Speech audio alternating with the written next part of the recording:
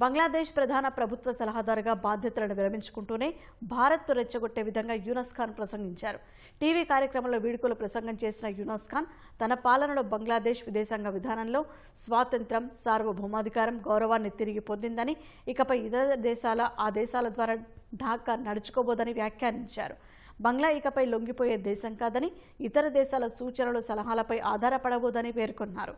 Party, కుల, మత, లింగభేదం లేకుండా ప్రతి ఒక్కరూ న్యాయమైన, మానవీయ, ప్రజాస్వామ్య బంగ్లాదేశ్ను నిర్మించడానికి పోరాటాన్ని కొనసాగించాలని పిలుపునిచ్చారు. భారత్లోని ఈశాన్య రాష్ట్రాలను ఉద్దేశించి పరోక్ష వ్యాఖ్యలు చేశారు. సరిహద్దుగా ఉన్న బహిరంగ సముద్రం బంగ్లాకు ఒక గొప్ప ఆస్తి అన్న యూనస్, నేపాల్, భూటాన్, 7 సిస్టర్స్తో ఈ ప్రాంతం అపారమైన ఆర్థిక సామర్థ్యాన్ని కలిగి ఉందంటూ వ్యాఖ్యానించారు.